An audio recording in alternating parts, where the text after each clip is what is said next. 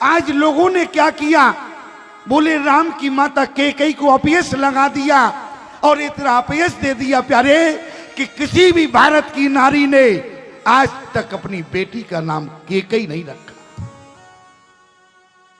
किसी भारतीय नारी ने आज तक अपनी बेटी का नाम कैकेयी नहीं रखा। क्यों?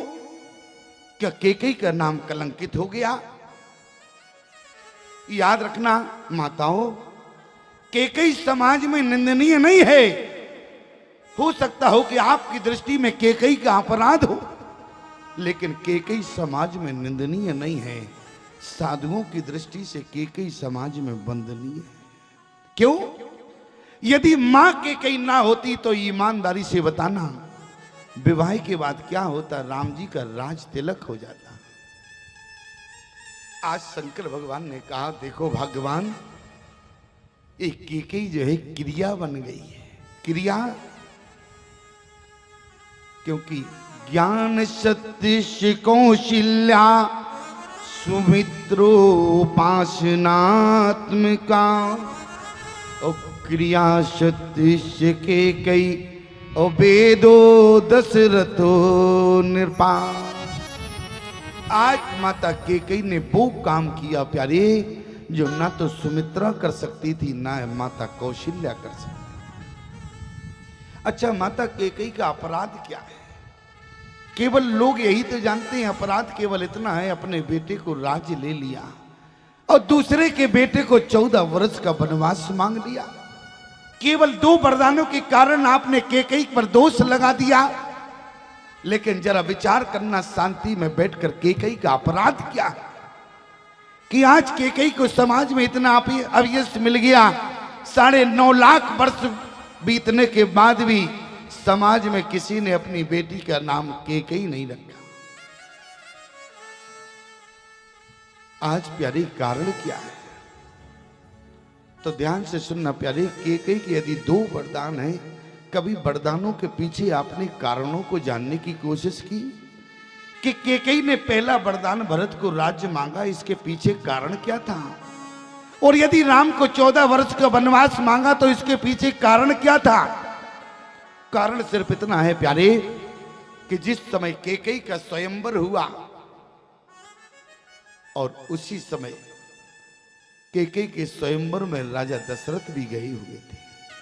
राजा दशरथ को शिकार करने का बहुत शौक था और राजा दशरथ शिकार के लिए निकले और वहां कैकेयी भी जो है भवानी के पूजन के लिए जा रही थी। कैकेयी भी धनुर्विद्या में निपुण है और वहां राजा दशरथ ने एक दंपति हिरण हिरनी को देखा, धनुष में बाण चढ़ा के छोड़ दिया।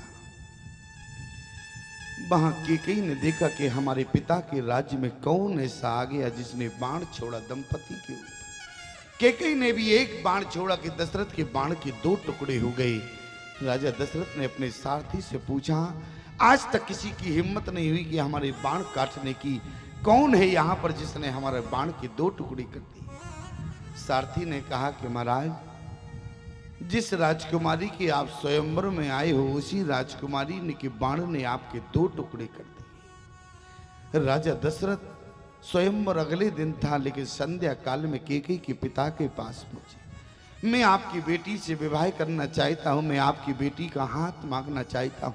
उसी समय कैकेयी के पिता ने कहा कि राजन, तुम्हारे रघुकुल में वचन की बहुत मर्यादा है। प्रमाण, रघुकुल रीत सदा चली आई और प्राण जाए बर वचन न जाई, इसलिए तुम मुझे केवल एक वचन दे दो।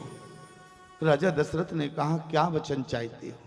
उसी समय राजा दशरथ ने कहा, तो कैकेयी के पिता ने कहा कि राजन, मैं सिर्फ इतना वचन चाहता हूं कि हमारी बेटी कैकेयी के गर्भ से जो संतान होगी वो अयोध्या के सिंहासन पर बैठेगी। माता कैकेयी के पिता का वचन दे दिया राजा दशरथ ने।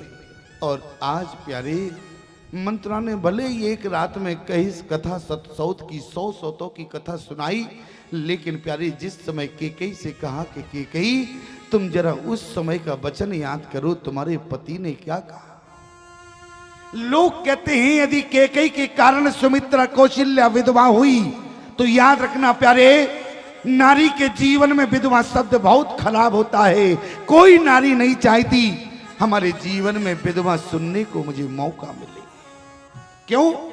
नारी सब कुछ बर्दाश्त कर सकती है, लेकिन जिस दिन नारी के जीवन में पहाड़ गिरता है वो दिन नारी को बर्दाश्त नहीं होता। याद रखना प्यारे, आज यदि कैकेयी के कारण माता कौशल्या सुमित्रा विधवा हैं, तो माता कौशल्या और माता सुमित्रा कई साल पहले विधवा हो जाती यदि कैकेयी देवासुर संग्राम में ना गई होती। क्यों? याद रखना माताओं, माता कैकेयी देवासुर संग्राम में अपने पति दशरथ के साथ थी, लेकिन उस समय किस पद पर थी? बोले पति की सारथी बनी हुई थी। और जो पत्नी अपने पति की सारथी बनती है, तो याद रखना माताओं, जो पत्नी अपने पति की जीवन में सारथी बनती है तो पति का विकास होता है। जो पत्नी अपने पति के साथ स्वार्थ से रहती है वहां पति का विनाश होता है। इसलिए जीवन में अपने पति के साथ कभी स्वार्थ मत रखना, सारथी बनकर रहना। हमारी कैकेयी माता सारथी बनकर गई और आज राजा दशरथ के प्राणों की रक्षा देवासुर संग्राम में करने वाली माता कैकेयी थी। आज विचार करना प्यारे, कैकेयी को याद आया पहला वचन, इसलिए आज अपने पति से क्या कहा? सुनो प्राण प्रिय बाबत जी का, सुनो प्राण प्रिय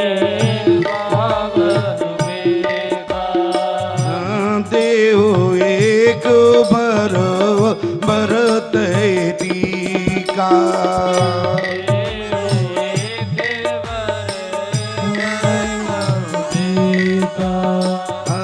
दूसर बर मांगो कर जोरी, दूसर बर मांगो कर जोरी, मोरे मनोरथ। आज कैकेयी का मनोरथ है, ध्यान देना। दूसर वर मांगो कर जोरी, पूर्वो नाति मनोरथ मोर। कैकेयी ने अपने बेटे के लिए जिस समय मांगा, आज एक राजा के समक्ष हाथ नहीं जोड़ा, लेकिन जब दूसरे के बेटे की बारी आई तो दूसर वर मांगो कर जोरी और पूर्वो नाते मनोरथ मोरी, तापस वेश विशेष उदासी और 14 बरस राम वनवासी। याद रखना माताओं, आप जिस समय शिवालय में जाती हैं या भवानी के यहाँ जाती हैं तो आप अपनी संतान के लिए भवानी के आगे हाथ जोड़ती, लेकिन याद रखना माता कैकेयी ने अपने बेटे के लिए हाथ नहीं जोड़ा। किसके लिए जोड़ा? इसका मतलब क्या है? बोले भरत राजा बने या ना बने, लेकिन राम को 14 वर्ष का वनवास अवश्य मिलना चाहिए। और आज जिस समय कैकेयी के कारण क्या था? आज कैकेयी ने सोचा भले ही आज जीवन में बेधब्यता लग जाए, लेकिन पति की कीर्ति को कलंकित नहीं लगना चाहिए। क्योंकि पहला वचन जो है राजा दशरथ ने कैकेयी के पिता को दिया, दूसरा वचन राजा दशरथ ने गीधराज जटायु को दिया था। आप कहें जटायु को वचन कब दिया? जिस समय प्यारी पुत्रेष्ट यज्ञ हुआ, जैसे आपके यहाँ बड़ी आयोजन चल रहा है, सभी के यहाँ मैं देख रहा हूँ प्यारे, सबके यहाँ रिश्तेदार आए हुए। इसी प्रकार से जिस समय राजा दशरथ की यहाँ पुत्रेष्ट यज्ञ था, तो राजा दशरथ ने अपने सारे रिश्तेदारों को बुलाया और उसी समय गीधराज जटायु भी राजा दशरथ के मित्र। गीधराज जटायु तो पक्षी हैं और राजा दशरथ से उनकी मित्रता कब हुई? एक बार तो राजा दशरथ का युद्ध देवताओं के हित में देवासुर संग्राम में, और दूसरा युद्ध राजा दशरथ का शनि देव से हो गया। और शनि देव से जिस समय युद्ध हुआ तो शनि से युद्ध में कोई जीत नहीं पाया सिवा हनुमान जी के, ध्यान देना। और राजा दशरथ जिस समय युद्ध करने के लिए गए शनि देव से, शनि की बकरी दृष्टि पड़ी तो राजा दशरथ जिस रथ पर विराजमान थे वो रथ राजा दशरथ का पलट गया। और जैसी रथ पलटा राजा दशरथ भूमि पर गिरने लगे। गीधराज जटायु ने अपनी गुफाओं से देखा कि लगता है कि कोई भूमि पर गिर रहा है। गीधराज जटायु दौड़ कर गए और राजा दशरथ को अपनी गुफा अपने पंखों में भर लिया, जमीन पर लेकर आए। राजा दशरथ ने उसी समय कहा कि मित्र, आज तुमने हमारे प्राण बचाए, आज से तुम हमारे मित्र हो गए। और गीधराज जटायु से राजा दशरथ ने मित्रता की। और जब पुत्रेष्ट यज्ञ हुआ तो गीधराज जटायु को बुलाया। और याद रखना प्यारे, जिस समय जटायु जी वहां खीर का वितरण हो रहा था तो उसी समय गीधराज जटायु भी वहां उपस्थित थे। और जिस समय गोस्वामी जी ने क्या लिखा, बोले अर्धे भाग कौशल्य दीना। माता कौशल्या को जब खीर का जो अपने हाथ में भाग लिए थे, जब माता कौशल्या को खीर का भाग दे रहे थे, उसी समय गीधराज जटायु पर नजर चली गई और कहा कि मित्र, अब कौशल्या को खीर का भाग नहीं दिया। वो हाथ जो कौशल्या की तरफ बढ़ा था वो हाथ अब गीधराज जटायु की तरफ बढ़ पड़ गया। और गीधराज जटायु से कहा कि मित्र, आज ये खीर का भाग तुम ले जाओ। गीधराज जटायु ने कहा, राजन, ये मुझे खीर का भाग क्यों दे रहे हो? बोले, तुम्हारे जीवन में भी कोई संतान नहीं है, हमारे जीवन में भी कोई संतान नहीं है। मित्र, हम दोनों एक साथ मित्र बनेंगे, आज पिता बनेंगे।